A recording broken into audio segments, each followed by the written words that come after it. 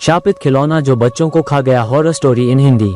अगर आपके घर में कोई पुराना खिलौना पड़ा है तो इस वीडियो के बाद आप उसे देख भी नहीं पाएंगे, क्योंकि ये कहानी उस खिलौने की है जो बच्चों से खेलता नहीं, उन्हें खा जाता है। अगर आप इस कहानी को पूरा सुनने की हिम्मत रखते हैं तो अभी चैनल को सब्सक्राइब कर लें, क्योंकि हो सकता है अगला खिलौना आपके घर में हो। साल 2005 बिहार के एक छोटे कस्बे में मेले में एक बूढ़ा खिलौना बेचने वाला बैठा था।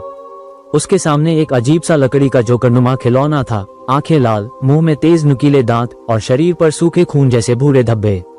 लोग पास से गुजरते तो एक ठंडी हवा और अजीब सी बदबू महसूस करते।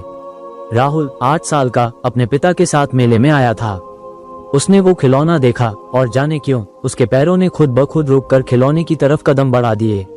बूढ़े ने मुस्कुरा कर कहा, ये तुम्हारा हो सकता है, बस एक बार पकड़ कर देख लो। पकड़ते ही राहुल की उंगलियां बर्फ जैसी ठंडी हो गईं और वो खिलौना खुद ब खुद उसके हाथ में कसकर चिपक गया।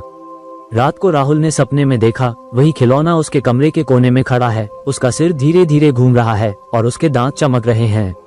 अचानक खिलौना फुसफुसाया, खेलोगे मेरे साथ हमेशा के लिए। अगली सुबह राहुल अपने बिस्तर पर नहीं था, बस उसका स्कूल बैग और फटा हुआ तकिया पड़ा था।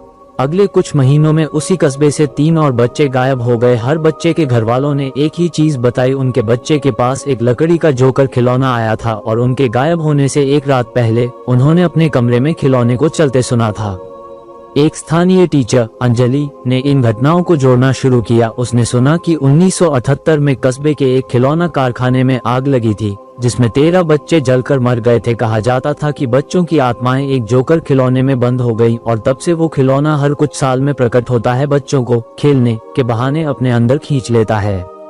अंजलि ने उस बूढ़े खिलौना बेचने वाले को ढूंढ निकाला। वो एक जर्जर मकान में रहता था और घर के अंदर सैकड़ों पुराने खिलौने रखे थे, जिनके चेहरों पर डर, चीख और पीड़ा जैसे भाव थे। कोने में रखा वही लकड़ी का जोकर उसके पेट पर एक छोटी खिड़की जैसी थी, जिसमें से अंदर कई छोटे छोटे हाथ बाहर निकलने की कोशिश कर रहे थे और धीमी बच्चों की चीखें आ रही थी।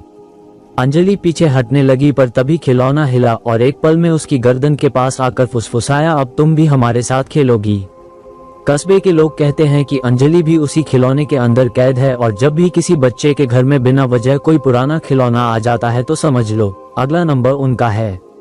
लेकिन असली डर तो अब शुरू होने वाला था, और वो आपने पार्ट 2 में ही देखना है।